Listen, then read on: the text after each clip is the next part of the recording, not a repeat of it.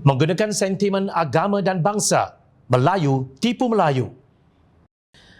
Ahli Parlimen Pakatan Harapan Parit Bunta, Datuk Seri Dr. Mujahid Yusof berkata, rasuah menjejaskan keselamatan negara dan kepentingan umat Islam bila mengambil contoh isu perolehan kapal tempur pesisir LCS untuk Tentera Laut Diraja Malaysia TLDM dan bailout projek sistem penguatkuasaan automatik AES. Kedua-duanya melibatkan kepentingan Lembaga Tabung Angkatan Tentera LTAT dan skandal keuangan Lembaga Tabung Haji pula melibatkan pencarum beragama Islam. Segala usaha dari Pakatan Harapan untuk selamatkan negara dari penyakit rasuah yang sistematik telah dikhianati atas sentimen perkauman dan agama sempit. Namun setelah pengkhianatan mereka, satu persatu skandal dari pimpinan politik orang-orang Melayu terus terbongkar.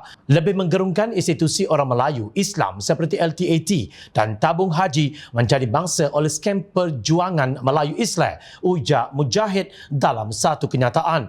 Menurut Mujahid, pendedahan jawatan kuasa kira-kira wang negara PAC itu merupakan legasi era Datuk Seri Najib Razak Bosku sebagai Perdana Menteri bersama Datuk Seri Ahmad Zahid Hamidi serta Datuk Seri Hishamuddin Tun Hussein sebagai Menteri Pertahanan, iaitu pada tahun 2009 sehingga 2014. Parti Melayu yang melaungkan patriotisme negara dan ketuanan orang Melayu bukan sahaja menipu orang Melayu tetapi membahayakan keselamatan perairan negara dengan kegagalan projek ini akibat rasuah tempelaknya. Mujahid berkata LTAT adalah untuk kebajikan veteran yang rata-rata Melayu Islam. LTAT yang memiliki kepentingan 50.8% secara tak langsung melalui Bauxite Heavy Industry Corporation BHIC dan 10% secara langsung dengan Bauxite Naval Shipyard BNS menjadi mangsa skandal terkini projek kapal tempur pesisir LCS. Beliau turut membangkitkan mengenai arahan Najib kepada LTAT untuk membeli syarikat swasta ATES dan Beta Tegak Sdn Bhd dengan nilai RM555 juta bagi menguatkuasai AES yang rugi. Pakatan Harapan selamatkan LTAT dengan menebus kembali RM555 juta. Seluruh anggota lembaga pengarah dan ketua eksekutifnya ditukar untuk memulihkan LTAT semasa Kerajaan Pakatan Harapan, kata Mujahid. Merujuk kepada Tabung Haji, bila berkata institusi tersebut mengalami masalah keuangan yang sama. Sejak 2014, dividen dibayar tinggi, tidak patuh akta dan kerugian tidak direkodkan. Manakala keputusan dibuat dengan campur tangan politik, tiada bezanya dengan LTAT. Peliknya, Tabung Haji terus diserang dan difitnah walaupun Jabatan Audit Negara untuk Keuangan Tabung Haji tahun 2019, 2020, 2021 memperakui kejayaan hasil perstrukturan semula Tabung Haji di bawah Kerajaan Pakatan Harapan. Buktinya, Tabung Haji hari ini mampu membeli bangunan Minster Building di London yang bernilai RM1.32 bilion walaupun tidak disebut harga perolehan. Bidas Mujahid dengan sinis. Naib Presiden amanah itu menyeru rakyat Malaysia, khususnya orang Melayu, supaya berhijrah meninggalkan politik silam yang penuh dengan pengkhianatan terhadap Melayu itu sendiri. Sedalah rakyat Malaysia, khususnya orang-orang Melayu, kita tidak boleh kekal diperbodohkan oleh kelompok yang guna perkauman dan sentimen Melayu, katanya. Beliau menegaskan politik di negara ini harus dibersihkan daripada perompak dan pengkhianat yang menjadikan sentimen kaum dan agama sehingga menjejaskan kebajikan majoriti Melayu Islam dan keselamatan negara.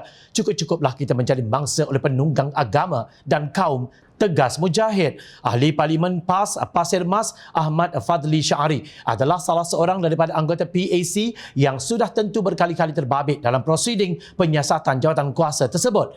Beliau saksi kepada kesungguhan pengerusi PAC Wong Kah Woh yang juga ahli Parlimen Pakatan Harapan Ipoh Timur dalam merungkai kebejatan yang membelit projek LCS dan AES yang dicipta oleh Barisan Nasional. Malah sanggup mereka mengadakan upacara penamaan dan pelancaran kapal tempur pesisir TLDM yang dihadiri Sultan Perak, Sultan Nazri Muizzuddin Shah dan Raja Permaisuri Perak, Tuanku Zahra Salim di Lumut pada 24 Ogos 2017 dalam keadaan tidak siap dengan tiang emas palsu berharga RM400,000. Anehnya, PAS sanggup bersekongkol dengan gerombolan kleptokrat ini untuk menjatuhkan Kerajaan Pakatan Harapan yang berjuang di atas prinsip takbir urus baik hanya kerana didorong oleh kebencian melampau terhadap amanah, DAP dan sosok tubuh Presiden Keadilan Datuk Seri Anwar Ibrahim. Ingat, RM6 bilion telah hangus. Namun sebuah kapal LCS pun tidak juga nampak sehingga menjadi sindiran netizen sebagai kapal halimunan. Tidakkah kalian merasa malu?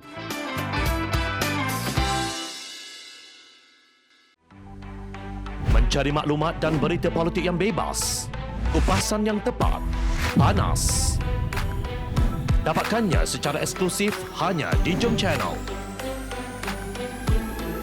Komitmen kami, pentasan berita Isnin hingga Jumaat. Berbicara dan isu semasa, kami garapkan secara langsung. Panel-panel berkaliber dan profesional.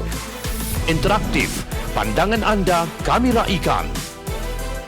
Jangan lupa bersama kami di setiap hujung minggu dalam edisi khas mingguan.